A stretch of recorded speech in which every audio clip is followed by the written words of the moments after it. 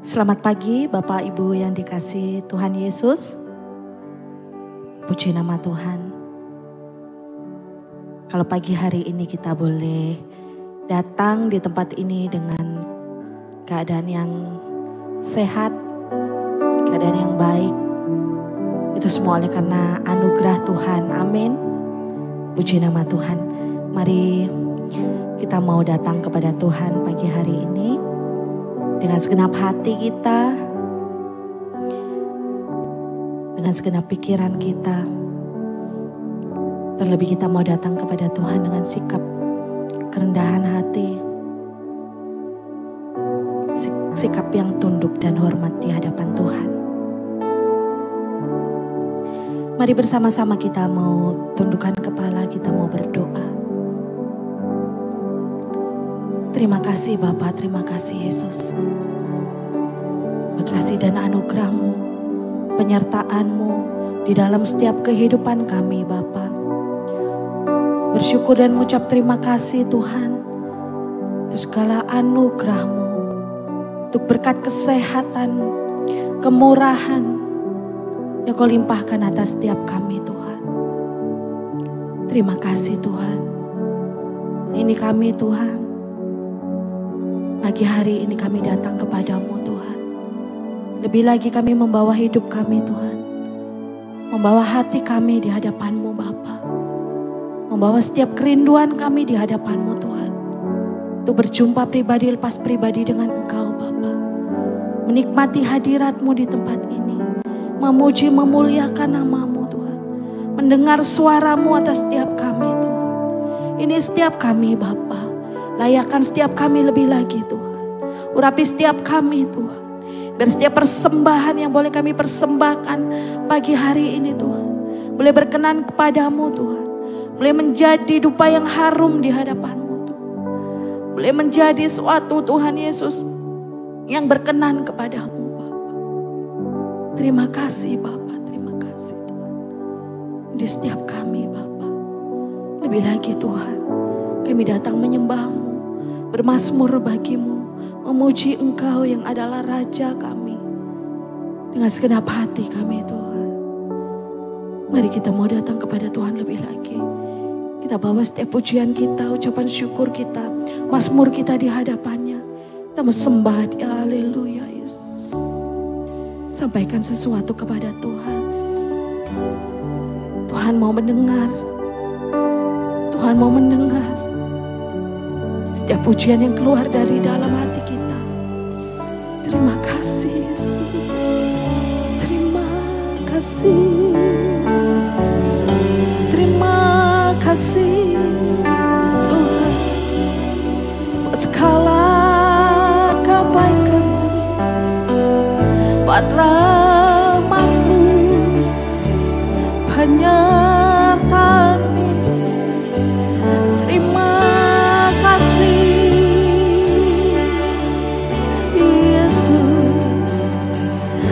kami mau bersyukur kepadamu, menaikkan pujian kami padamu, membawa setiap kerinduan kami kepadamu.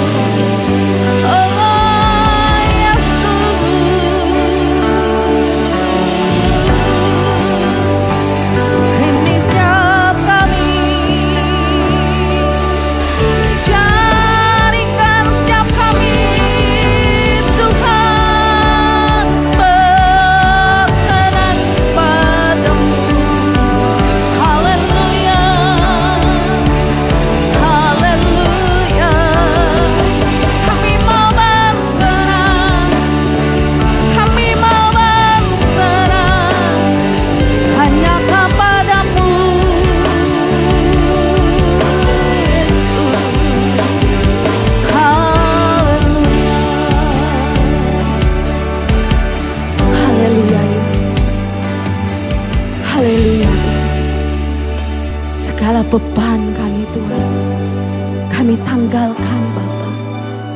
Dengan kerendahan hati, dengan penyerahan diri di hadapan-Mu Tuhan. Kami mau berserah kepadamu Yesus. Sebab kami tahu Kau Allah yang luar biasa dalam setiap hidup kami. Haleluya. Kau bukakan jalan di lautan, mata air di padang gurun. Tiada yang sukar di matamu. Ku serahkan hidupku padamu. Segenap iman kita katakan. Kau bukakan jalan di lautan, mata air di padang gurun. Tiada yang sukar di matamu. Ku serahkan hidupku padamu. Ku berserah, ku berserah, ku berserah. Tuhan pegang seluruh hidupku. Ku berserah, ku berserah. Ku tahu Tuhan baik bagiku. Kau bukakan jalan bagi setiap kami Tuhan. Hanya jalan di lautan, mata air di padang gurun. Tiada yang sukar di matamu. Ku serahkan hidupku padamu. Ku berserah, ku berserah. Tuhan pegang seluruh hidupku. Ku berserah, ku berserah. Ku tahu Tuhan lebih lagi. Ku berserah, ku berserah. Tuhan pegang seluruh hidupku. Ku berserah, ku berserah. Ku tahu Tuhan baik bagiku. Kami tahu Kau Tuhan yang baik bagi setiap kami Tuhan. Oleh sebab itu kami berserah kepadamu sampai kuasa-Mu terjadi di dalam setiap hidup kami Tuhan.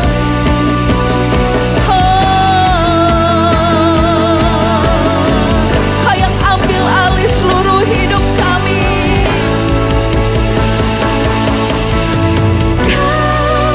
Ambil alih ya Tuhan, yang ku punya hanya Tuhan. Kau yang ambil alih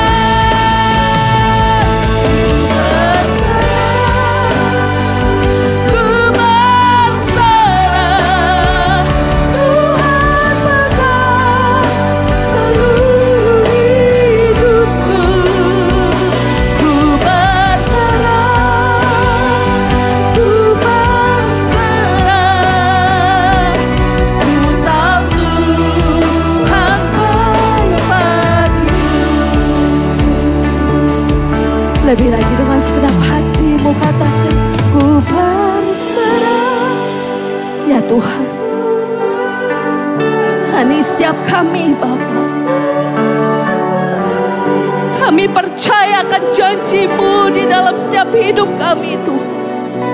Kau yang memegang kendali atas setiap hidup kami Yesus. Kami mau berserah penuh kepadamu Tuhan. Haleluya, katakan ku berserah.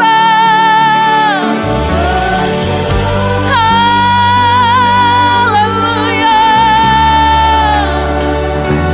Tuhan pegang seluruh hidupku. Ku berserah. Ku berserah.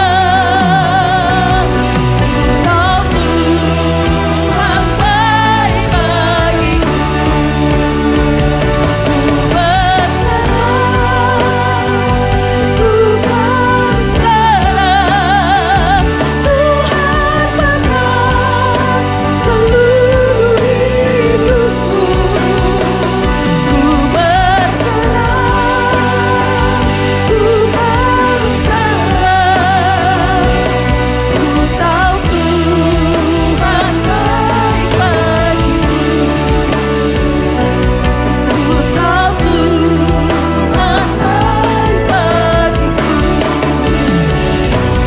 Ku tahu Tuhan baik bagiku.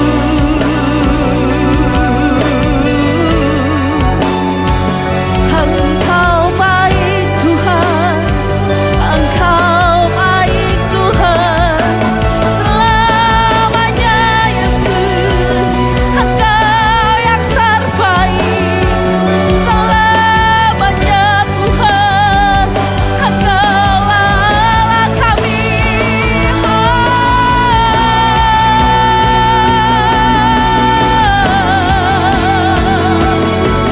Haleluya, haleluya.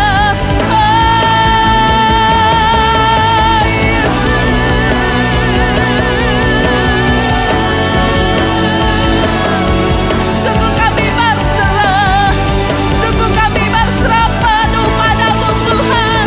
Biarlah kuasa-Mu terjadi dalam setiap hidup kami. Kuasa-Mu terjadi dalam setiap hidup kami.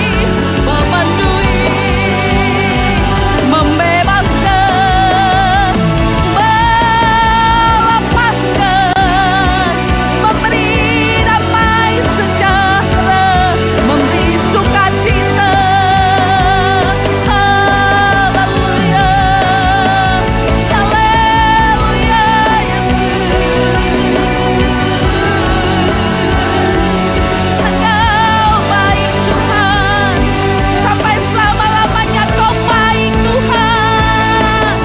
Oh Yesus, Kaulah Tuhan kami, Engkaulah Raja kami. Haleluya.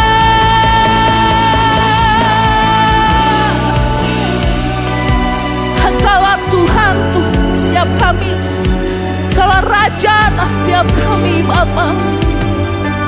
Oleh sebab itu Tuhan, kami tidak ragu untuk berserah penuh kepadamu. Haleluya, haleluya, haleluya. Engkaulah Tuhan, Engkaulah Raja, berdaulat atas hidupku. Ku berserah. Mari setiap kita bangkit berdiri.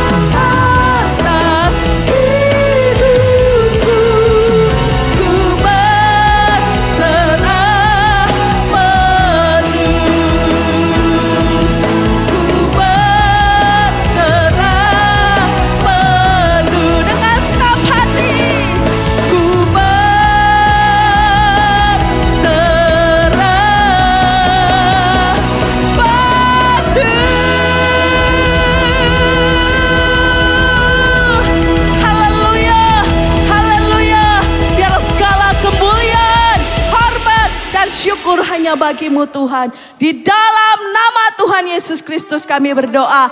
Amin. Puji nama Tuhan. Sekali lagi shalom Bapak Ibu.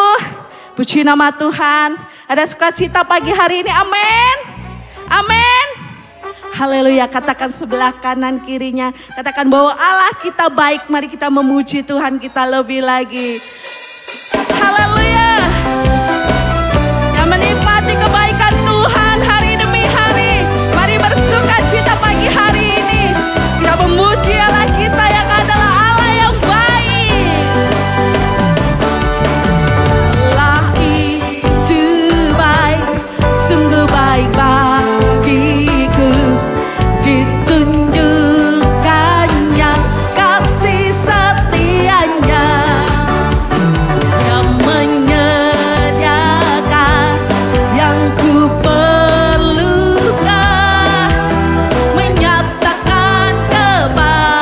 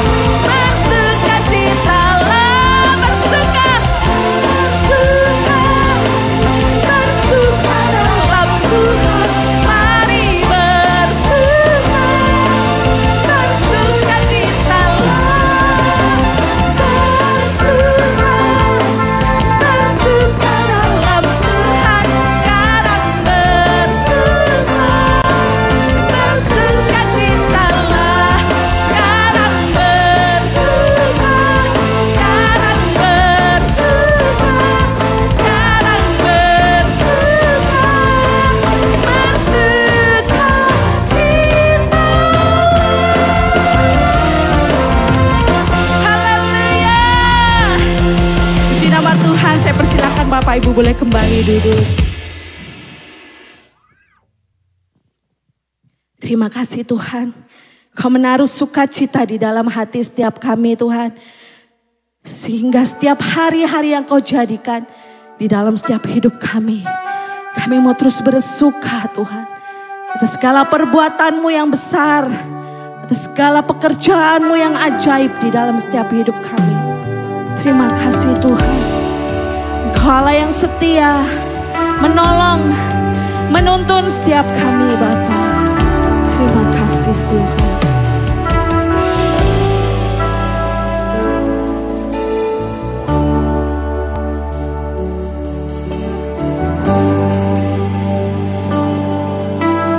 Hanya Kau Tuhan penolongku. Kau yang selalu setia Tuhan.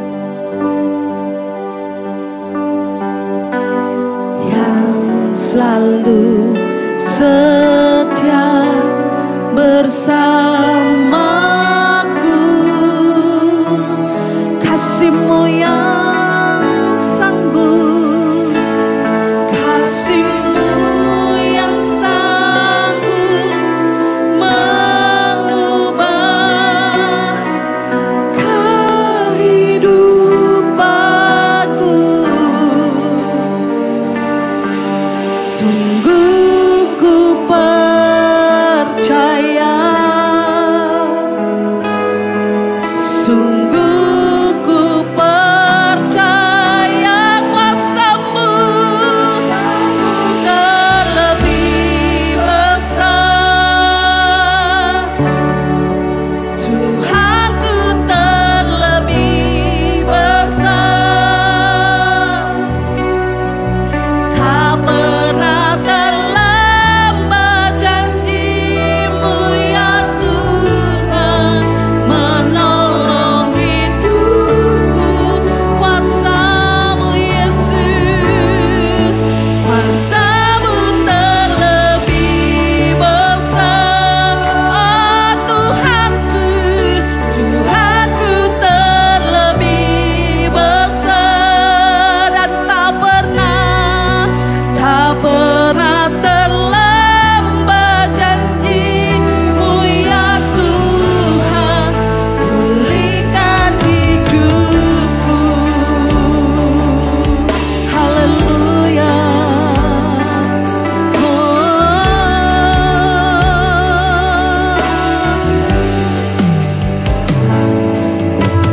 Hanya Kau Tuhan penolongku. Ya Tuhan, Kau Allah yang selalu setia bersama dengan setiap kami, yang selalu setia bersamaku.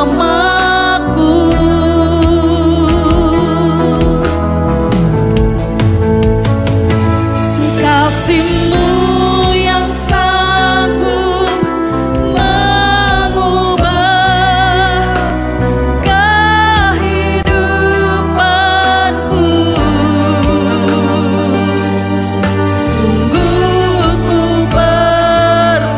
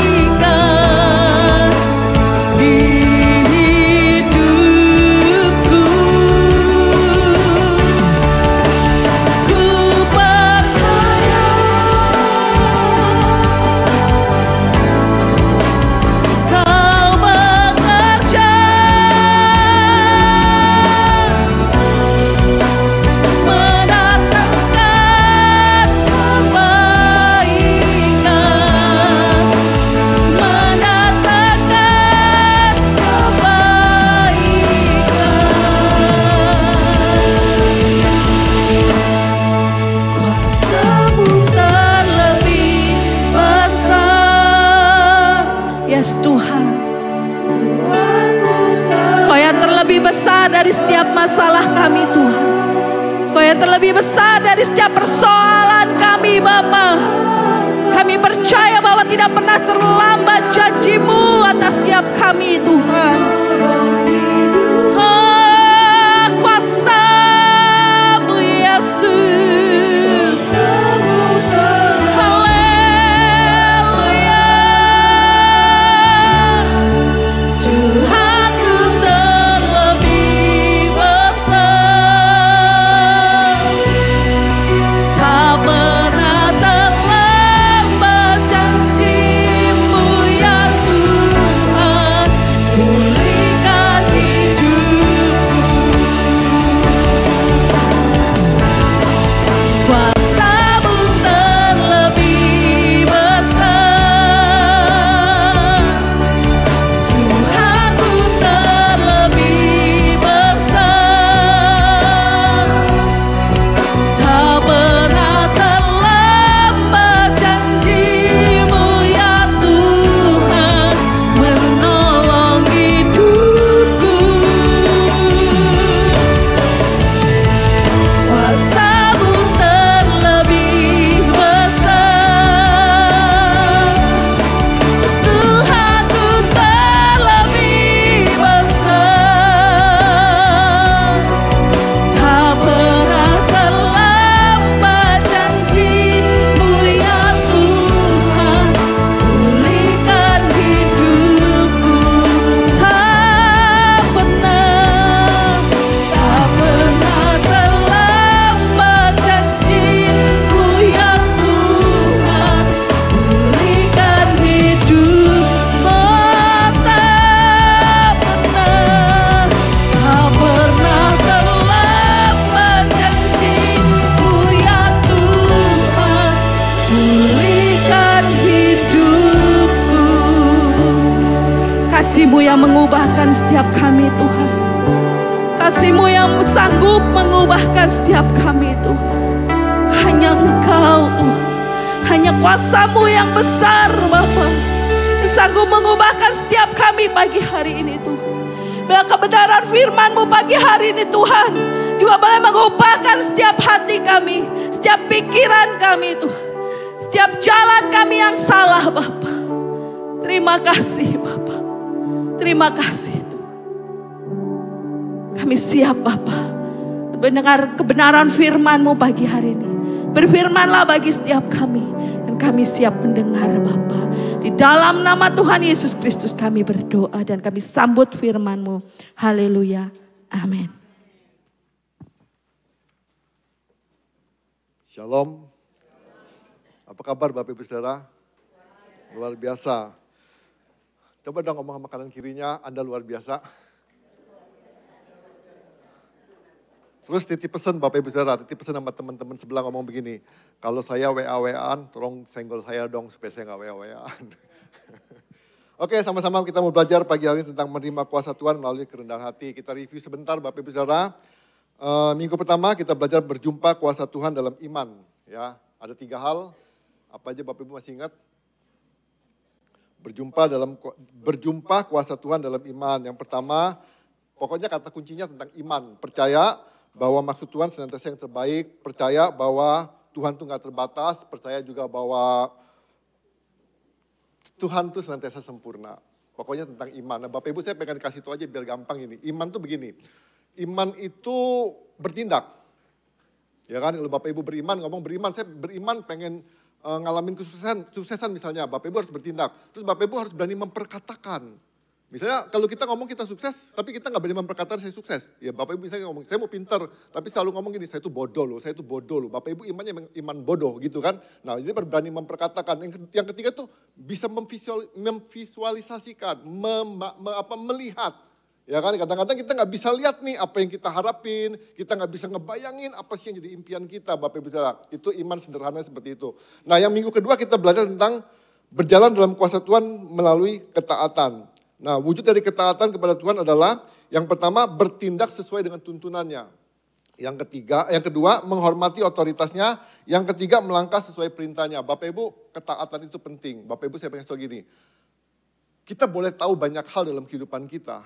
Kita boleh ngerti banyak hal dalam kehidupan kita, tapi kalau kita nggak taat dalam kehidupan kita, saya mengasih tahu, kita nggak pernah menghasilkan apapun dalam kehidupan kita. Nah, untuk taat itu Bapak Ibu Saudara, kita harus rendah hati.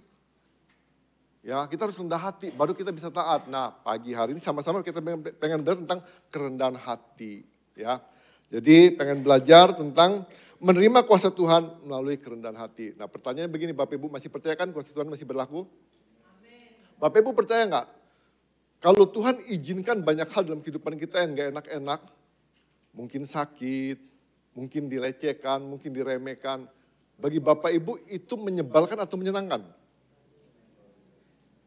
Kalau gitu Bapak Ibu gak mau ngalamin kuasa Tuhan dong.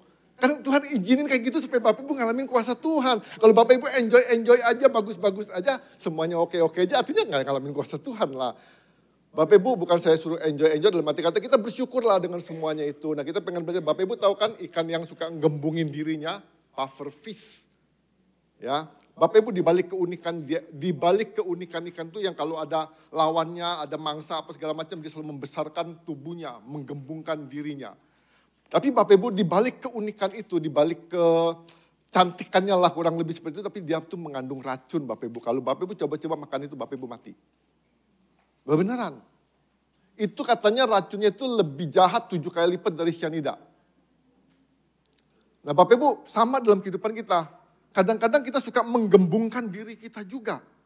Membesarkan diri kita, membanggakan diri kita, menyombongkan diri kita. Bapak Ibu hati-hati, power up bisa buat kita mati juga. Nah artinya Bapak Ibu Saudara, jangan terlalu hidup itu ya kita belajar bersahaja lah. Maksudnya jangan sombong, jangan tinggi hati. Nah Bapak Ibu apa sih yang membuat kita tinggi hati itu? Banyak faktor lah Bapak Ibu. Kita merasa lebih baik daripada orang lain aja, kita merasa lebih hebat, kita merasa lebih kaya, kita lebih tinggi jabatannya, kita bisa sombong loh. Nah maka dikatakan gini, dalam firman Tuhan Amsal 16 ayat 18 dikatakan begini.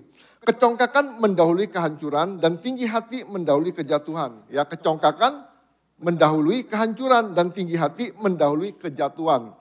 Nah dikatakan juga dalam Yakobus 4 ayat 6 dikatakan gini.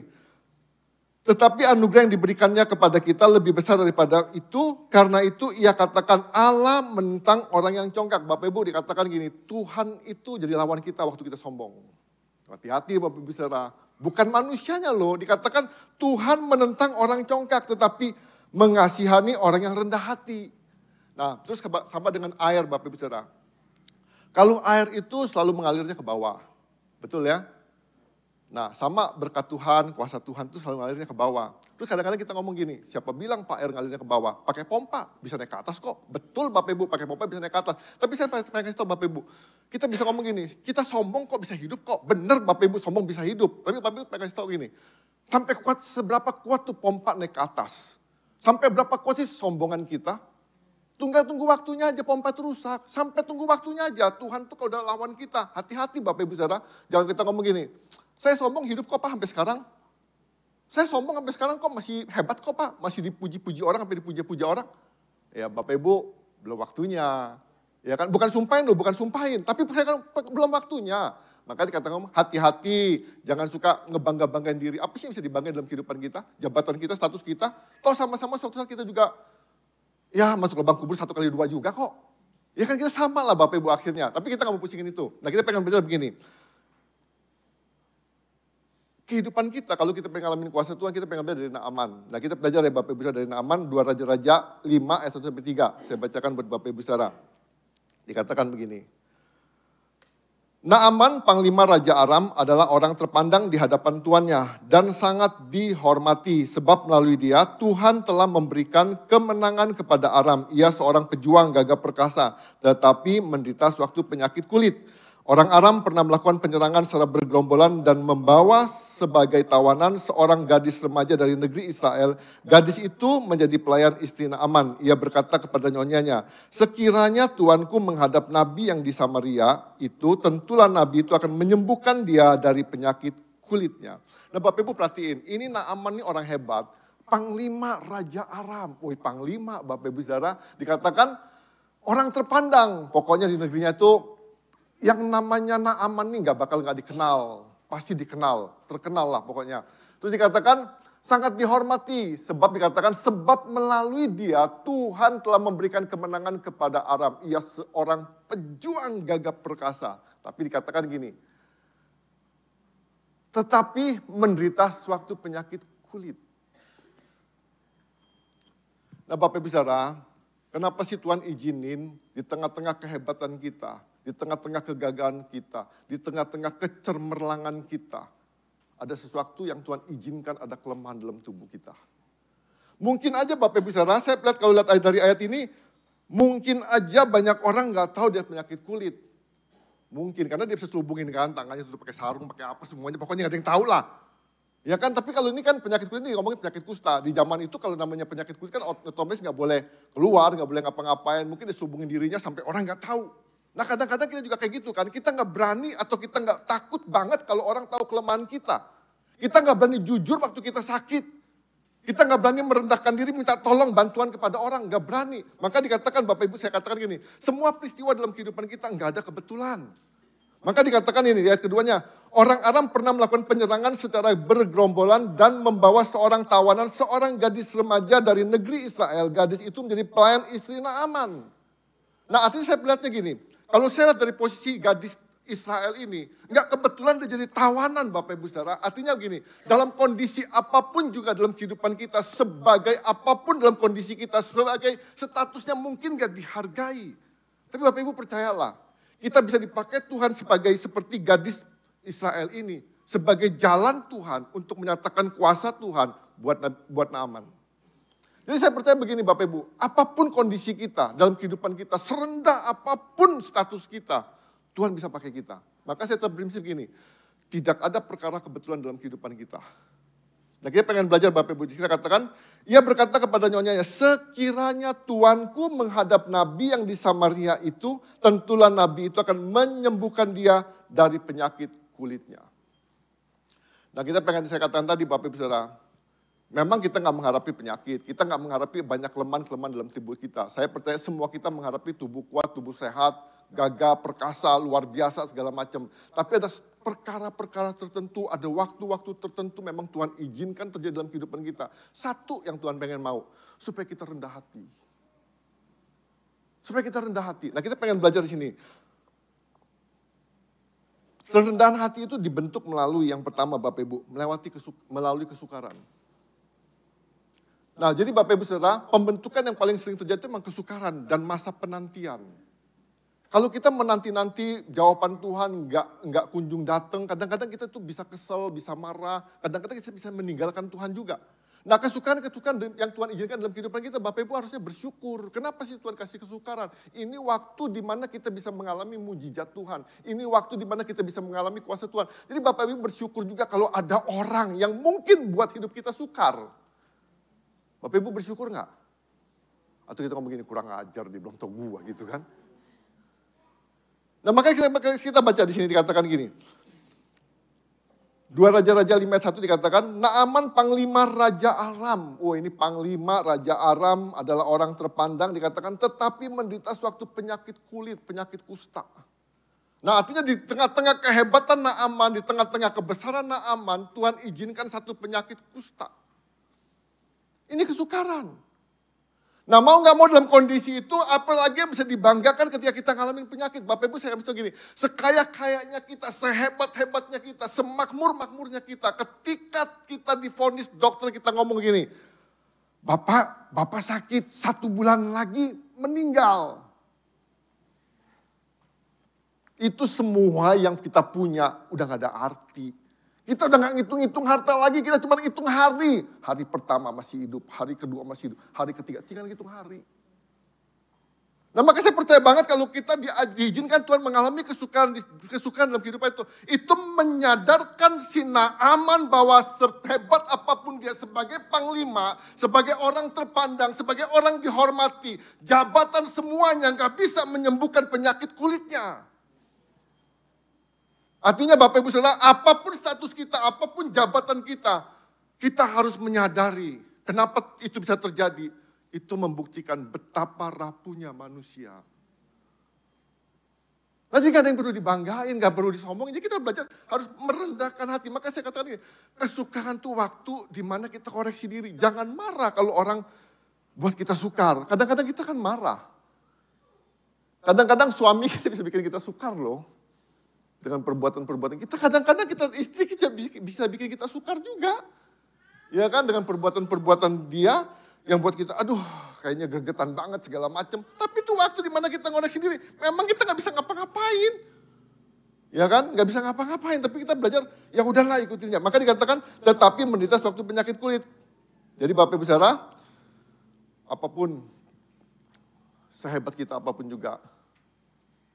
Kalau kita gak mau merendahkan hati kita. Di sini Naaman belajar, kita belajar. Bapak Ibu Saudara, status, jabatan, kehebatan kita. Nggak bisa menyingkirkan penyakit. Artinya dalam tubuh kita ada kelemahan. Dalam tubuh kita bukan orang hebat, ada kelemahan. Nah, jadi Bapak Ibu kita belajar di situ. Nah contoh misalnya gini, kita bisa aja jadi manajer sukses. Ya kan, ketika sukses Bapak Ibu Saudara, jujur saya pengen ngomong begini, banyak orang sukses itu lupa Tuhan.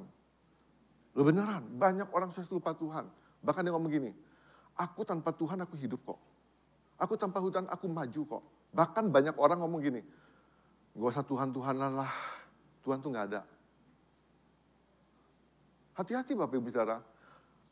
Ini ada satu manajer sukses, karena sibuknya dia gak pernah gereja. Karena dia pikir, ngapain Tuhan. Saya percaya di sini gak ada lah ya. Gak ada ngapain Tuhan. Suatu saat Bapak Ibu Saudara, Tuhan tuh izinin anaknya sakit, divonis sakit. Di situ dia sadar baru Bapak Ibu Saudara, sakitnya nggak bisa diobatin begitu aja, sederhana kayak pilek, batuk, selesai. Enggak. Dia harus berjuang. Akhirnya dia sadar keterbatasan dia bertobat. Nah kadang-kadang Tuhan tuh pengen kita tuh buat kesukaan tuh baru bertobat. Nggak usah lah Bapak Ibu Saudara ya. Jadi langsung bertobat aja tanpa kesukaran. Ada juga seorang ibu punya catering besar. Bangga kan, punya usaha besar, cateringnya besar. Suatu saat Bapak Ibu Saudara ditipu orang. Maka saya percaya gini kok, banyak peristiwa-peristiwa yang terjadi dalam kehidupan kita, memang Tuhan izinkan kita untuk kembali kepada Tuhan, untuk merendahkan hati kita, untuk menyadarkan kita siapa sih kita itu. Ya, jadi Bapak Ibu Saudara, kita harus benar-benar menyadari. Jadi kenapa sih Tuhan pengen bentuk kita? Bapak Ibu, tanah liat yang keras, nggak pernah jadi sesuatu yang indah kalau nggak pernah diremukkan. Sama dalam kehidupan kita. Kehidupan kita sesungguhnya bisa lebih indah daripada hari ini kalau kita mau dibentuk sama Tuhan.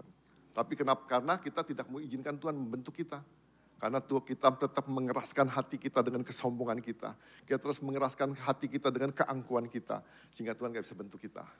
Jadi kerendahan hati itu sarana di mana Tuhan membentuk kita. Sarana di mana Tuhan memberikan kuasa dalam kehidupan kita. Itu yang pertama. Yang kedua, kerendahan hati dibentuk melalui pengalaman diremehkan. Wah Bapak Ibu Saudara kalau diremehkan tuh, wah itu peristiwa gak enak. Nah Bapak Ibu waktu Naaman ini dengar bahwa si anak gadis ini kasih berita ini, Naaman datang ke Raja Aram, minta surat memo. Kalau zaman dulu ada namanya surat sakti, ya kan. Dengan bangganya dia bawa surat itu datang ke Raja Israel. Mungkin dengan berpikir, seandainya aku datang kepada Raja Israel, dia tinggal perintahin aja Nabi Elisa. Elisa datang, ada pasien. Naaman tinggal duduk tenang. Panglima, ya kan? Duduk tenang. Tapi Bapak Ibu tahu, dia tidak diterima. Bahkan raja mengoyakkan bajunya. Bahkan dia ngomong gini, ini Raja Aram buat gara-gara. Wah, dengan bangganya runtuh. Diremehkan Bapak Ibu Saudara. Panglima datang, utusan Raja Aram datang ke Raja Israel. Kadang-kadang kan kita begitu Bapak Ibu Saudara. Kita bangga kalau kita punya kenal-kenal pejabat-pejabat. Jenderal-jenderal. Wah, kayaknya kalau udah jalan itu Bapak Ibu Saudara, bukan lihat ke bawah lagi, jalannya ke atas dia lihatnya Bapak Ibu. Hati-hati bisa kesandung nanti. Loh, bener kan? Kita kan bangga dengan saya punya saudara ini. Ini sama dengan Naaman. Akhirnya dikoyakin, dikatakan dia mengoyakkan bajunya, raja itu mengoyakkan bajunya. Segera sesudah didengar Elisa, dikatakan begini, bahwa raja mengoyakkan pakaiannya, dikirimnya pesan kepada Raja Aram bunyinya. Raja dikatakan bunyinya gini, mengapa engkau mengoyakkan pakaianmu? Biarlah ia datang kepadaku supaya ia tahu bahwa ada seorang nabi di Israel. Artinya si panglima Naaman ini disuruh menghadap kepada Elisa. Nah kita lihat nih, dikatakan begini. Di ayat 9-12 dikatakan begini. Jadi Bapak Ibu Saudara, pengalaman diremehkan itu ujian karakter. Kadang-kadang kita diremehkan ya. Nah di sini katakan gini, ayat 9 dan 12 dikatakan, kemudian Naaman datang dengan kuda serta keretanya dan berhenti di depan pintu rumah Elisa. Elisa menyuruh orang mengatakan kepadanya, pergi dan mandilah 7 kali di sungai Yordan, tubuhmu akan pulih kembali dan engkau menjadi tahir. Ayat 11 dikatakan, tetapi Naaman marah, lalu pergi sambil berkata, sungguh kukira ia pasti keluar menemuiku dan berdiri menyebut nama Tuhan Allahnya, lalu menggerak-gerakkan tangannya di atas bagian yang sakit dan menyembuhkan penyakit kulit itu. Bukankah Abana dan Parpar sungai-sungai di Damsyik lebih baik daripada sungai di Israel? Bukankah aku dapat mandi di sana dan menjadi tahir? Lalu ia berbalik dan pergi dengan geram. Bapak Ibu Saudara, diremehkan itu gak enak. Bisa marah, ini dimarah ini. Naaman marah, dikatakan Naaman marah lalu sambil berkata, sungguh kukira ia pasti keluar. Woi Bapak Ibu Panglima kalau datang Bapak Ibu Saudara jangan coba-coba gak keluar. Urusannya panjang, bisa dipanggil ke kantor. Tapi Naaman dengan bangganya dan dia marah, tapi Elisa gak gubris. Gak gubris. Nah Bapak Ibu coba aja kalau kita diremehkan, kita pasti marah kan? Pernah gak sih Bapak Ibu diremehkan atau gak pernah diremehkan nih? Ya kan dia gak tahu status saya, dia gak tahu jabatan saya, ketemu saya buang muka. Gila kali itu orang belum tahu saya. Kadang-kadang gara-gara gak dipanggil aja Bapak Ibu bisa pergi, lu bisa kabur lu. Marah. Kenapa? Dia butuh dihormatin. Ini Naaman butuh dihormatin Bapak Ibu Saudara. Dia gak suka diremehkan, yang dia mau dia hormatin. Dia datang, Pak Naaman datang. Mari Pak, mari. Kita kan pengen begitu kan, kalau kita datang ke satu gereja, atau kita datang satu ke rumah, kita pengen banget disambut. Ayo Pak, duduk sini. Ini Pak, bangkunya VIP. Pok, duduk Pak. Loh, kan kita begitu kan. Kita kan pengen dilakukan seperti itu. Benar gak Bapak Ibu Saudara? Kita diremehkan tuh gak enak loh. Kita gak dihargai tuh gak enak. Maka dikatakan gini, Naaman marah lalu pergi sambil berkata, sungguh kukira ia pasti keluar menemuiku. Ini pandangan dia, itu harapan dia. Nah kadang-kadang orang sombong itu Bapak Ibu selalu dalam pikiran, dalam benak selalu berpikir tentang keputusan dia yang paling benar, jalan dia yang paling benar, solusi dia yang paling benar. Makanya orang sombong selalu ngomong gini, seharusnya, mestinya, ngomongnya begitu. Karena apa? Karena dia berpikir ini yang paling benar. Nah ini sama dengan Naaman. Seharusnya Nabi itu keluar. Seharusnya Nabi itu sambut saya. Semestinya Nabi itu tumpangin kepala saya atau minimal ucek-ucek tangan saya. Betul ya?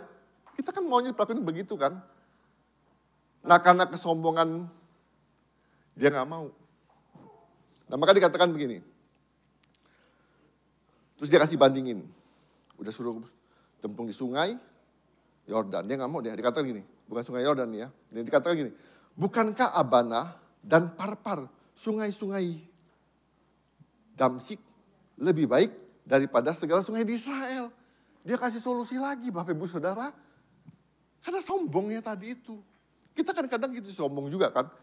Mungkin kita jadi guru sekolah minggu lah. Mungkin kita jadi head koordinator lah. Mungkin kita jadi ketua kesan kah. Mungkin kita jadi pemimpin jemaat kah. Dikasih tahu masukan gini.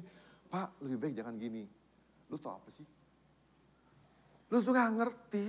Lu tuh baru bertobat. Kan kita sombong. Kan sama dengan Naaman ini. Disuruh jebur di kali ini. Dia mau di kali ono. Kan sama dalam kehidupan kita. Kita tuh Bapak Ibu kadang-kadang kita sombong tapi kita gak sadar. Kita tuh sok tapi kita gak ngerti. Nah maka dikatakan, bukankah aku dapat mandi di sana dan menjadi tahir. Lalu ia berbalik dan pergi dengan geram, marah. Bapak Ibu Saudara, banyak peristiwa-peristiwa dalam kehidupan kita tanpa kita sadarin Tuhan izinkan itu terjadi dalam kehidupan kita. Yang mungkin meremehkan kita sebagai seorang pemimpin, sebagai seorang pokoknya pengambil keputusan, sebagai apapun juga kita diremehkan. Diremehkan gak enak Bapak Ibu Saudara. Saya percaya kok, bukan cuma orang yang punya kelebihan yang diremehkan tuh gak enak. Orang-orang yang notabene-nya yang gak punya jabatannya diremehkan gak mau loh. Marah loh, saya pernah ngeliat nih, ketemu orang. Saya pikir seharusnya dia nggak ngelakuin seperti itulah. Cuman dalam kondisi tubuh dia seperti itu, orang cuma ngomong dia geser dikit aja. Ini kondisi tubuh seperti itu, saya lihat, kok dia malah marah. Saya jadi bingung kenapa dia marah. Ini tubuhnya nggak sempurna nih, ini tubuhnya nggak sempurna. Dalam arti kata kan dia keterbatasan gitu kan. Cuma disuruh geser dikit aja. Nanti saya lihat gini, nggak semua orang tuh nggak suka diremehkan, sekalipun dia kaya atau nggak kaya, miskin atau nggak miskin, punya atau nggak punya, nggak suka diremehkan. Tapi Bapak Ibu kita belajar begini, kalau Tuhan izinkan kita, meremehkan kita, belajar ngeliat bahwa Tuhan sedang bentuk kita. Nih, saya mau apresiasi nih buat ibu-ibu, buat emak-emak. Kadang-kadang kan diremehkan di rumah. Anak-anak tuh dimasakin nggak pernah ngucapin terima kasih, ya kan? Tapi Bapak Ibu tahu nggak? Waktu dia diremehkan, dia nggak pernah marah, dia nggak pernah komplain. Pernah nggak lihat mama waktu dimasakin nggak makan dia ngomong gini, terus piringnya dibengkan, wah marah gitu. Nggak pernah kan? Dia ngomong gini, nak makan nak, nanti mama masakin lebih enak lagi, makan. Itu kerendahan hatinya luar biasa loh. Itu rendah hatinya luar biasa loh. Lo beneran loh, itu. Nah Bapak Ibu tahu nggak? Hasil dari kerendahan hati mama itu, dia lahirin anak-anak yang keturunan ilahi. Nah nanti, ayo dong tepuk tangan dulu ke emak lah. Kasih tepuk tangan buat emak. Nanti yang masih punya mama, keluar dipeluk ya. Ngomongin, terima kasih mama gitu ya. Nanti kalau udah keluar, jangan sekarang. Nah jadi kita benar-benar belajar, ini Naaman ini benar-benar keterlaluan kalau menurut saya kan. Jadi benar-benar gini, kadang-kadang kita diremehin tempat kerja, kita dianggap gak penting, ya kan kita pokoknya aduh lu bisa apa sih. Kadang-kadang orang terdekat kita aja kadang-kadang ngacuin kita. Tapi Bapak Ibu kita belajar situ ujian karakter kita. Karakter kita biar kebentuk. Rendah hati. Ya kan kita menyadari kita tuh memang gak bisa ngapa-ngapain. Jadi kita belajar, ya udahlah sama seperti contoh nih. Dosen, kebetulan dia datang satu gereja, nggak terlalu dikenal lah sama pengurus-pengurusnya, bagian-bagian yang ngatur-ngatur kekerjaan gitu, kasih volunteer gereja. Nah suatu saat dosen ini datang, dia mau pelayanan, mau terlibat pelayanan, dikasih kerjaan karena yang bertugas ini nggak tahu dia dosen. Ya bagusnya emang nggak tahu lah supaya dia belajar rendah hati gitu kan. Kalau tahu kan gini, oh bapak pengusaha ya Pak, oh Bapak pejabatnya gini. Ini dia kasih jabatan Bapak Ibu, suruh bersih-bersih. Dia tuh pertama gini, waduh kurang ajar nih orang. Nggak tahu saya siapa suruh bersih-bersih. Tapi di dalam hati dia ngomong gini, dalam hatinya kayaknya dia merasa Tuhan ngomong gini, terima, kamu belajar kerendahan hati. Kamu belajar kerendahan hati. Nah kadang-kadang kita kan kalau kita misalnya punya jabatan di perusahaan sebagai petinggi lah, jadi direktur apa segala macam. Mau nggak Bapak Ibu Saudara, kalau misalnya disuruh gini. Oke Bapak Ibu Saudara, kita butuh volunteer yang melayani di bagian WC bersih-bersih. Oh Pak Adi ini keterlaluan nih gitu kan. Kita kan nggak mau Bapak Ibu Saudara. Ih jijik gua gitu kan. Kita bisa marah, kita bisa tinggalin gereja loh. Nah itu namanya saya ngomong ini. Kadang-kadang kita diremehkan untuk kita belajar karakter.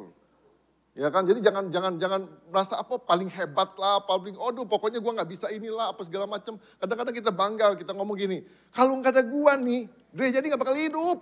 Sombong banget itu, ya kan? Saya pengen kasih tahu Bapak Ibu, kalau nggak ada Tuhan, gereja ini nggak bakal hidup. Itu yang benar, ya kan? Jadi Bapak Ibu bersyukur kalau Bapak Ibu jadi bagian loh, ya kan? Oh bagian bangun kan bersyukur kan? Karena Tuhan tuh baik banget, libatin Bapak Ibu Saudara. Nah terus ada juga ya, ibu guru, senior, ketua PA, ketika dia kasih masukan, ini berarti begini. Nggak digubris. Marah dia. Tapi ketika dia mau marah, Tuhan ingetin dia, kamu belajar. Ya kan? Walaupun kamu dihargain, kamu belajar rendah hati lah. Nah kadang-kadang kita harus perlu belajar Bapak Ibu Saudara. Kalau saya pakai stop ini, kalau kita nggak pernah belajar, kita nggak bakal rendah hati. Kalau kita nggak pernah rendah hati, kuasa Tuhan itu nggak pernah terjadi dalam kehidupan kita. Kita justru dibentuk Bapak Ibu Saudara. Coba Bapak Ibu kalau misalnya gini, belum waktunya diberkatin jadi sombong kita. Lo beneran, kan banyak orang belum waktunya diberkat Tuhan, berkat Tuhan. Tapi belum waktunya, sudahlah jadi sombong kita nanti. Jadi hati-hati Bapak Ibu Saudara ya. Nah jadi kita harus belajar seperti paku. Paku itu kuat. Tapi paku itu gak pernah berfungsi ketika paku itu gak pernah dipukul. Sama dalam kehidupan kita. Kadang-kadang kita perlu dipukul baru kita tahu fungsi kita yang sebenarnya. Bapak Ibu siap dipukul? Nah gak ada yang siap nih.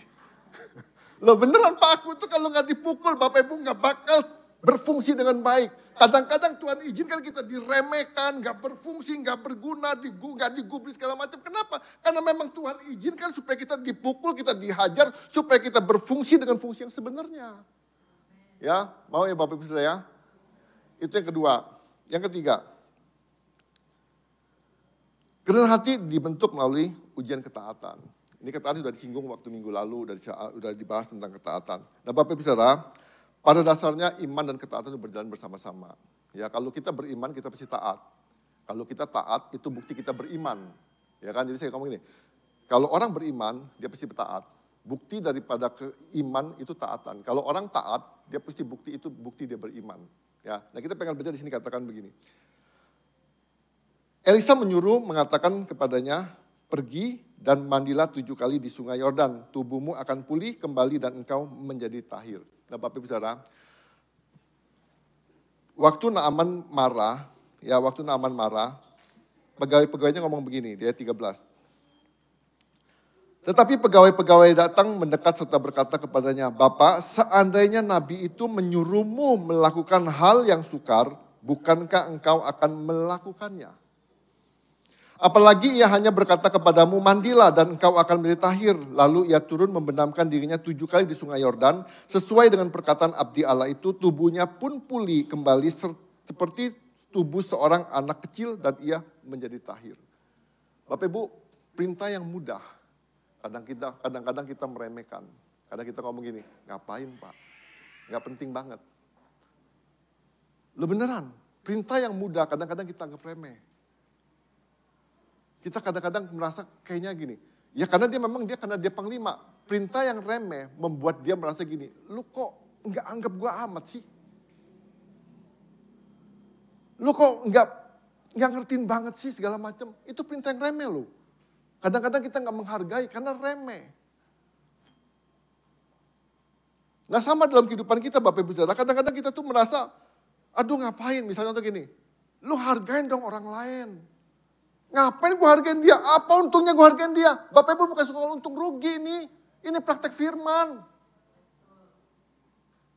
Kadang-kadang kita kan gini, ngapain gue gak kepentingan sama dia, gue gak ada urusan sama dia. Bukan soal urusan apa gak urusan. Ini praktek firman. Kalau Tuhan suruh kita mengampuni, kita belajar mengampunin. Siapapun dia, kita belajar ngampunin. Jadi Bapak Ibu jangan lihat gini ya. Ah ini mah gak penting banget. Gue kan gak ada hubungan sama dia. Gue kan gak ada urusan sama dia. Ngapain gue ini segala macam hormati dihargain dia. Nah Bapak Ibu kadang-kadang kita salah kaprah di situ. Ini bukan untuk orang lihat kita, taatan kita. Bukan untuk orang menghormati kita. Bukan untuk orang menghargai kita. Bukan untuk itunya. Tapi kita belajar melakukan firman Tuhan. Apa sih yang perintah Tuhan itu? Nah makanya saya ulangin lagi dikatakan ayat 10 gini. Elisa menyuruh orang mengatakan kepadanya. Elisa gak mau tampil, gak mau temuin dia. Cuma ngomong begini. Pergi dan mandilah 7 kali di sungai Yordan. Tubuhmu akan pulih kembali dan engkau menjadi tahir. Cuman ngomong begitu aja Bapak Ibu dia gak mau lakuin loh. Ini simple. Sama kita ngomong begini. Kalau kita ngomong sekarang ini. Nanti lu pulang, lu salamin ya orang-orang ya. Simple Bapak Ibu Saudara. Tapi saya percaya gak semua mau ngelakuin. Tapi kalau Bapak Ibu, kalau misalnya gini. Si Naaman ngomong gini. Lu pergi ke gunung. Naik gunung paling tinggi di sono, lu temuin pohon ini obat buat lu. Wah Bapak Ibu dia pasti berjuang mati-matian tuh. Lu beneran. Kadang-kadang jujur saya ngomong gini, kita tuh lebih percaya gosip daripada kata Tuhan. Kita lebih percaya apa kata medsos daripada apa kata Tuhan. Bapak Ibu gak pernah menyelidiki medsos itu benar atau gak benar, benar kan? Gak pernah Bapak Ibu selidikin, tapi Bapak Ibu selalu menyelidikin firman Tuhan. Bener apa enggak nih katanya nih? Sembuh apa enggak nih? Kita lebih percaya kata orang daripada kata Tuhan. Kita lebih percaya kata medsos, kita gak percaya kata Tuhan. Kita selalu menyelidiki kebenaran. Kira-kira bener gak sih kalau mandi di kolam Yordan ini, sungai Yordan ini sembuh? Kita selalu bertanya-tanya dalam kehidupan kita soal kebenaran firman Tuhan, tapi kita meragukan untuk menaatinya. Gimana kita mau taatinya kalau kita ragu? Bapak Ibu kalau terima berita di medsos, tanpa Bapak Ibu selidikin, tanpa Bapak Ibu tanya benar atau enggak tanya, Bapak Ibu langsung forward. Pernah Bapak Ibu selidikin? Beritanya benar atau enggak? Gak pernah. Jujur ya, gak pernah kan? Terima berita, wah, gempa. Kirim semua tahu gempa. Selesai. Rupanya nggak gempa. Maaf Bu, beritanya salah. Tapi kita nggak pernah. Tapi semua firman Tuhan.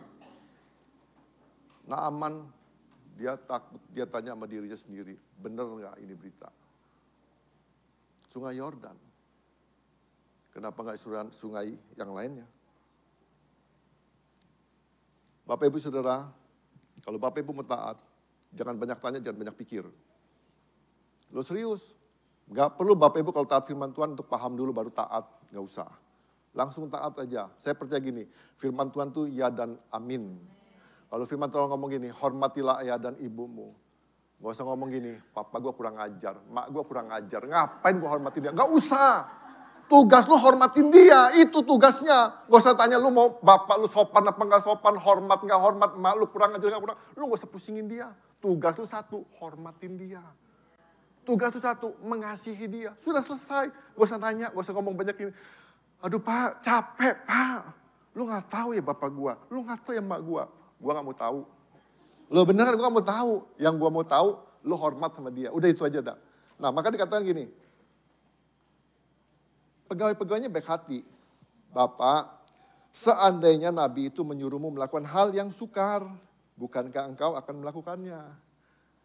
Makanya saya ngomong gini, dunia ini sedang aneh Bapak Ibu Saudara. Saya ngomong aneh kenapa? Orang itu hidup terlalu banyak belat-belit. Untuk ngucapin saya sayang kamu aja, bisa muter-muter dia kemana-mana. Muter. Di Gunung Hono, di sini. Baru dia ngomong, saya sayang kamu. Muter-muter. Manusia tuh suka yang sukar. Dikasih mudah gak mau. Dia tanya misalnya, kayak kasar kemarin, dia tanya, kenapa harus taat? Dia muter-muter. Muter-muternya. Tinggal jawab aja, kalau gak taat, gak dapet jawaban Tuhan. Udah selesai gitu kan. Kalau gak taat, kita gak dapet ngalamin Tuhan. Sudah selesai. Tapi kita suka muter-muter. Gini Pak, begini. Baru kita poinnya di sini. Nah maka disomongin sama Naaman nih. Seandainya Nabi itu menyuruh melakukan hal yang sukar, bukankah engkau akan melakukannya? Bapak Ibu Saudara, buat perkara-perkara kecil. Bapak Ibu mau nggak taat dengan perkara-perkara kecil? Mau ya? Janji ya? Oke, kalau Bapak Ibu udah janji, saya cuma minta satu. Baca Alkitab tiap hari. Itu gampang banget Pak. Gampang ya? Kalau itu Bapak Ibu baca Alkitab 1 hari, 1 Alkitab. Wah itu sukar Pak. Lo kan Bapak Ibu yang sukar, yang kasih gampang gak mau. Mau gak baca Alkitab? Hal kecil. Ya kan perkara kecil. Gak usah banyak-banyak lah Bapak Ibu Saudara. Kalau gak sanggup 1 pasal, 1 ayat aja. Tapi, ada tapinya, 1 ayat itu direnungkan sepanjang hari. Mau gak? Mau ya? Janji deh. Jangan aminnya sekarang, tapi janji gak lakuin. Nggak benar, Pak, Bu, percayalah. Kenapa sih kita harus baca Alkitab? Alkitab tuh gini, itu firman yang hidup. Ketika Bapak Ibu baca, firman itu masuk dalam kehidupan kita. Dan dia akan memperbarui hidup kita. Ya kan? Firman itu hidup, firman itu berkuasa. Dia Alkitab ngomong gini, firman itu nggak pernah pulang dengan sia-sia. Tapi akan mengerjakan apa yang Bapak kehendakin. Ya, jadi janji ya Bapak Ibu ya. Jadi itu ketaatan. Jadi belajar hal-hal kecil, belajar hal-hal yang mungkin dianggap remeh lah. Kita belajar benar-benar gini, kalau Tuhan suruh kita belajar ngampunin, ya kita ngampunin aja. Kalau Tuhan ngajar kita untuk memberi, ya beri aja. Kalau Tuhan ngajar kita suruh berdoa, ya doain aja. Gak usah nanya gini, dia sakit apa ya? Gak usah. Pokoknya kalau Tuhan ngomong gini, doain si A. Udah Bapak Ibu jangan banyak nanya, doain aja. Ya, gak usah banyak nanya. Kalau Tuhan kasih ini perintah, doain aja. Jadi Bapak Ibu percayalah,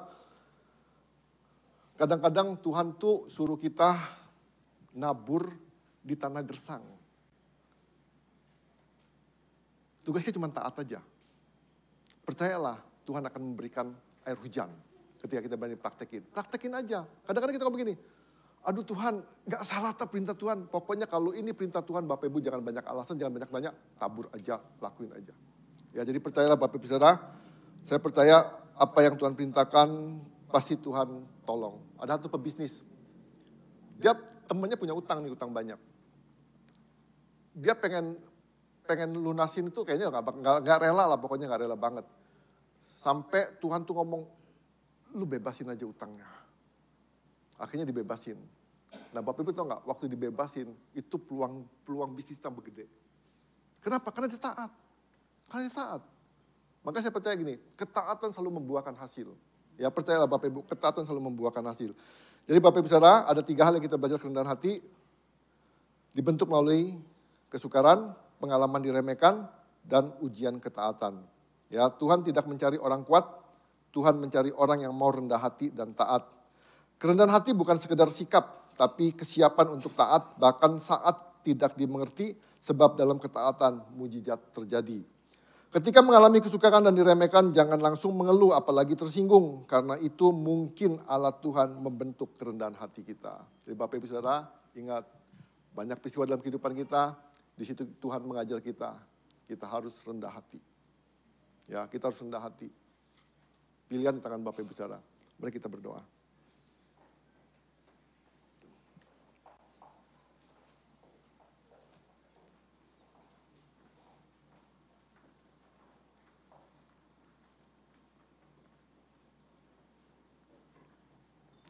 Kalau Bapak Ibu sedang mengalami pergumulan, tanya sama Tuhan. Tuhan, apa yang Tuhan ingin bentuk dalam diri kita? Mungkin kerendahan hati, mungkin ketaatan, mungkin iman kita. Kalau kita sering disakiti atau diremehkan, jangan marah, jangan balas dendam. Berdoa, biar kenapa Tuhan izinkan peristiwa itu. Mungkin Tuhan kita pengen belajar rendah hati. Kadang-kadang Bapak Ibu tanpa kita sadar, kita selalu menonjolkan diri kita. Kita selalu mengagungkan diri kita, betapa hebatnya kita, betapa luar biasanya kita. Sampai kita lupa bahwa semua perkara dalam kehidupan kita itu semua karena Tuhan, karena kebaikan Tuhan dalam kehidupan kita. Belajar taat meskipun kecil.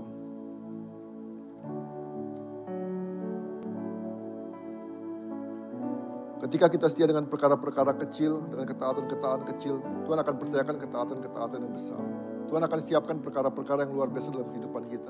Mari Bapak Ibu Saudara kita koreksi hati kita sebentar. Adakah kesukaan-kesukaan yang terjadi dalam kehidupan kita? Mungkinkah itu proses atau jalan Tuhan untuk membentuk kerendahan hati kita? Atau kita sering diremehkan, kita sering gak dihargai, atau kita sering diabaikan. Bapak Ibu Saudara, jangan marah kepada orang-orang tersebut. Mungkin Tuhan sedang membentuk kita. Kadang-kadang kita sombong, kita gak sadar. Kadang-kadang kita selalu cerita tentang diri kita sendiri, betapa hebatnya kita. Bapak Ibu Saudara, jangan terlalu banyak cerita tentang diri kita. Tapi banyak-banyaklah cerita tentang Tuhan yang bekerja dalam diri kita. Biar Tuhan yang ditinggikan, biar hanya Tuhan yang diagungkan, biar hanya Tuhan yang dimuliakan dalam kehidupan kita. Kita cuma alat Tuhan. Kalau kita dipakai luar biasa, kalau kita bisa banyak segala hal, kalau kita bisa multi talenta, bukan karena kita hebat. Karena Tuhan mengizinkan itu supaya kita jadi berkat buat banyak orang dan biar Tuhan yang dimuliakan. Terima kasih Tuhan Yesus. Ajar setiap kami Tuhan menjadi pribadi-pribadi yang taat Tuhan Yesus. Dan perkara-perkara kecil Tuhan Yesus. Kami bersyukur Tuhan buat anugerah-Mu, ampuni kami Tuhan. Kalau kami menjadi pribadi-pribadi yang sombong, kami merasa hebat, kami merasa bangga Tuhan. Bahkan kami berani berkata kepada orang, seandainya gak ada gua, lu gak bisa apa-apa. Ampuni kami Tuhan Yesus. Bila kami menyadari tanpa Tuhan kami itu gak bisa apa-apa Tuhan. Ajar kami Tuhan, bahkan kami mau nolong orang Tuhan. Supaya orang-orang lebih baik, lebih maju dalam kehidupan kami. Itu bukti Tuhan, kami mau merendahkan hati kami. Kami gak mau iri ketika orang lebih hebat, lebih luar biasa, lebih maju dari kehidupan kami. Bapak kami berdoa, biar Kau terus pakai mereka Tuhan Yesus. Terima kasih Tuhan, proses demi proses dalam kehidupan kami Tuhan. Kami percaya Tuhan, Kau sedang membentuk kami untuk kami memiliki karakter Kristus dalam kehidupan kami. Biar kami gak jadi pribadi-pribadi yang sombong dan tinggi hati Tuhan Yesus. Sehingga kami sadar Tuhan, Engkau tidak meninggalkan kami, Engkau yang menolong kami Tuhan Yesus. Terima kasih Bapa buat kebenaran firman-Mu. Kami percaya Tuhan firman-Mu hidup dan berkuasa Tuhan. Kami percaya Tuhan bila firman-Mu mendapatkan tempat yang terbaik dalam hati kami. Firman itu boleh bertumbuh, berakar, dan menghasilkan buah-buah pada waktunya. Terima kasih Bapa, terima kasih Tuhan. Izinkan kami Tuhan mengalami kuasa-Mu melalui ketaatan. Terima kasih Bapa. Setiap kita yang mau taat kepada kebenaran firman Tuhan berkata, amin. Tuhan memberkati. Puji nama Tuhan, diberkati firman Tuhan pagi hari ini. Amin. Mari kita bersama-sama belajar untuk lebih taat dan rendah hati kepada firman Tuhan, kepada Tuhan. Baik Bapak Ibu, sebentar kita akan melihat pengumuman di sepanjang minggu ini. Pengumuman di minggu ketiga di bulan Juli. Persembahan persepuluhan dari ucapan syukur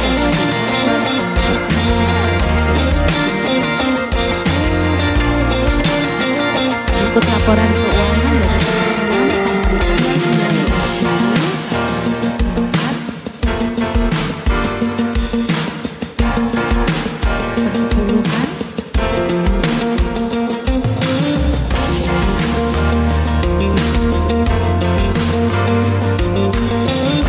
syukur.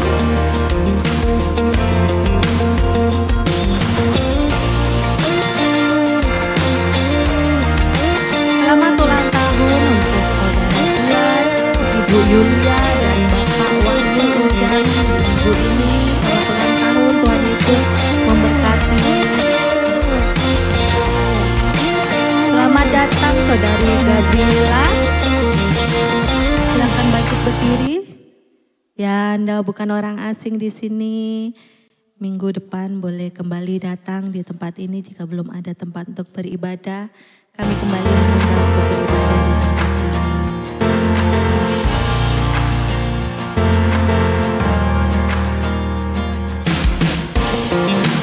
Pertemuan Direktorat dan Departemen hari Kamis tanggal 24 Juli jam 8.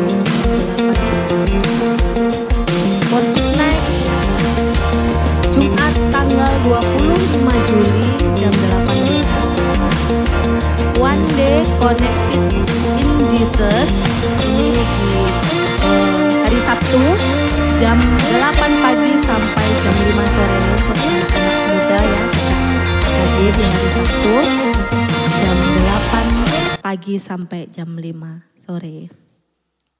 Ya, telah dibuka kembali kelas DK dan HB pada bulan Agustus. Bagi yang mau mendaftar bisa menghubungi Bapak Tane. Ya, demikian pengumuman sepanjang minggu ini. Mari Bapak Ibu sebentar kita akhiri ibadah kita pagi hari ini. Saya undang untuk setiap kita bangkit berdiri. Kita menaikkan pujian berkat bagi keluarga. Biarlah Tuhan boleh memberkati setiap keluarga demi keluarga yang ada di tempat ini.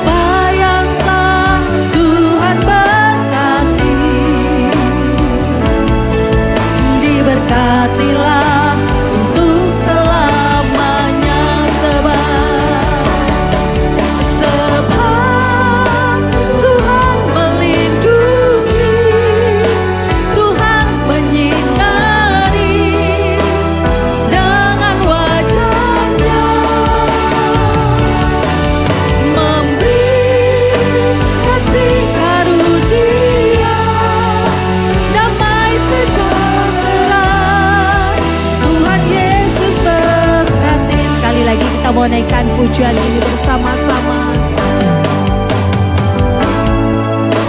Kiranya Tuhan berkenan memberkati rumah keluargaku. Apa yang telah Tuhan berkati, diberkatilah selamanya sebab Tuhan melindungi,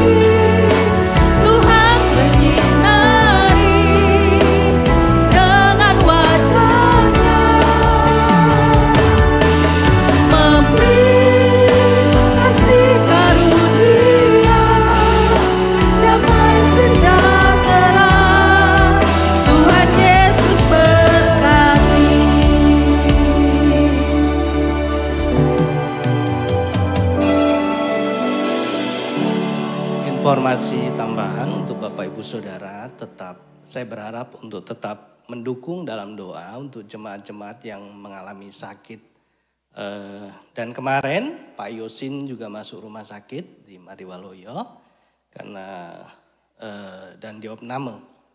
Ya, saya minta semuanya bisa dukung dalam doa. Ya. Mari kita berdoa mengakhiri ibadah pada pagi hari ini. Segala puji syukur bagi Engkau Allah yang luar biasa di dalam kehidupan kami. Kami percayakan kuasa-Mu yang nyata Tuhan di dalam hari-hari kami. Kami yakin Tuhan Engkau Allah yang terus bekerja di dalam waktu-waktu kami ya Tuhan. Di tengah segala tantangan, tengah segala problema, pergumulan yang kami miliki, campur tangan-Mu akan tetap nyata Tuhan. Bersyukur memiliki Allah seperti Engkau. Biarkan kami hidup di dalam ketaatan, di dalam kerendahan hati ya Tuhan. Supaya apa yang menjadi mujizat-Mu nyata di dalam setiap kami. Kami menyadari kami adalah orang-orang yang tidak mampu, tidak kuat di tengah segala tantangan kami. Dan kami menyadari apa yang kami alami ya Tuhan itu adalah rencana dan rancangan-Mu saja Tuhan. Biarkan Engkau bekerja di dalam setiap kehidupan jemaat-Mu pribadi lepas pribadi. Nyatakan kasih-Mu, nyatakan anugerah-Mu, nyatakan kuasa-Mu di dalam setiap kami ya Tuhan. Sehingga kami terbentuk menjadi orang-orang yang semakin dewasa dan semakin serupa segambar dengan Engkau. Engkau Allah yang memakai kami, membuat kami ya Tuhan menjadi kepanjangan tangan-Mu di dalam hari-hari kami ya Bapa. Terima kasih, kami bersyukur. Pagi yang indah ini Tuhan kami teringat akan saudara-saudara kami yang mengalami kelemahan di dalam tubuh jasmani mereka. Hamba-Mu berdoa melalui bilur-bilur darah-Mu, Engkau sembuhkan Bapak Ahun, Engkau sembuhkan Bapak Yosin, Engkau sembuhkan ya Tuhan Bapak Roni ya Tuhan, Bapak Dodi ya Tuhan, Ibu Manurung ya Tuhan. Pemulihan terjadi atas setiap mereka, juga untuk Devi dan anaknya Tuhan. Dan melalui bilur-bilur darah-Mu Kau sembuhkan mereka di dalam nama Tuhan Yesus Kristus. Yang mengalami ya Tuhan keletihan di dalam rohani setiap jemaat-Mu. Hamba-Mu berdoa Tuhan Engkau Allah yang membangkitkan setiap mereka. Roh Kudus bekerja di dalam setiap mereka sehingga ada api yang baru di dalam kehidupan mereka, urapan yang baru, cinta mula-mula boleh ada di dalam setiap jemaat-Mu hari lepas hari di tengah segala tantangan mereka Tuhan. Terima kasih ya Bapa. Engkau Allah yang baik, Engkau Allah yang baik. Engkau Allah yang terus ya Tuhan beracara di dalam setiap kami semua Tuhan. Campur tangan-Mu juga Tuhan untuk setiap keluarga-keluarga di gereja ini ya Tuhan. Biarkan kasih Allah terus melingkupi setiap keluarga-keluarga yang ada ya Tuhan. Kasih-Mu yang membalut segala ya Tuhan kepedihan, segala kepahitan antara satu dengan yang lainnya Tuhan. Engkau Allah yang bekerja Tuhan. Biarkan harmonisan, biarkan cinta kasih-Mu terus nyata Tuhan antara suami dan istri, anak dan orang tua boleh terjalin satu hubungan yang harmonis kembali. Dan nama Tuhan dipermuliakan atas keluarga ini ya Tuhan. Engkau Allah yang bekerja ya Tuhan. Terima kasih, kami bersyukur atas semuanya ya Tuhan. Kami juga teringat akan bangsa dan negara ini Tuhan. Engkau Allah yang baik bagi bangsa kami Tuhan. Engkau Allah yang berdaulat atas bangsa kami, atas setiap pemimpin kami. Di tengah segala tugas tanggung jawab mereka, Engkau Allah yang terus melingkupi, memberikan kekuatan hikmat yang daripada-Mu. Sehingga apa yang baik, apa yang berkenan di hadapan-Mu Tuhan, itu yang terjadi atas bangsa kami. Berkati Indonesia Tuhan, berkati segala apa yang ada Tuhan. Juga setiap orang-orang yang ada di Indonesia, kasih-Mu terus melingkupi setiap mereka. Engkau Allah yang beracara di dalam setiap orang-orang yang belum percaya akan Engkau. Engkau Allah yang bekerja di dalam setiap orang yang mengalami kepedihan, kesedihan atas bangsa kami ya Bapa. Terima kasih, berkati juga kota Metro. Engkau Allah yang terus ya Tuhan bekerja atas kota kami ya Tuhan. Berkati wali kota, wakil wali kota yang ada Tuhan, juga jajarannya Tuhan. Engkau Allah yang terus menaungi kota Metro Tuhan. Biarkan damai sejahtera-Mu ada atas kota kami Tuhan. Sehingga tidak ada kejahatan-kejahatan yang diusahakan, diupayakan oleh orang-orang yang tidak bertanggung jawab Tuhan. Kami menolak ya Tuhan segala hal yang tidak baik ada di dalam kota ini ya Tuhan. Di dalam nama Yesus Kristus. Terima kasih ya Bapa. Kami bersyukur ya Tuhan. Ucap syukur ya Tuhan juga untuk segala apa yang Kau berikan di dalam setiap kami Tuhan. Engkau Allah begitu baik bagi kami ya Tuhan. Engkau Allah yang menyertai terus ya Tuhan. Kami akan memberikan yang terbaik Tuhan melalui persembahan kami. Ucapan syukur kami Tuhan. Biarkan ini semua untuk kemuliaan nama-Mu ya Bapa. Terima kasih. Sebentar kami mau undur dari tempat ini. Angkatlah kedua belah tangan-Mu. Terimalah berkat dari Allah Bapa, Putra dan Roh Kudus. Biarlah kasih, sukacita, damai, sejahtera ada di dalam setiap hidupmu secara pribadi. Diberkatilah engkau di dalam kehidupan hari-harimu, di dalam keluargamu, usahamu dibuat berhasil. Dan nama Tuhan dipermuliakan di dalam hidupmu dari saat ini sampai Maranatha. Yang percaya katakan.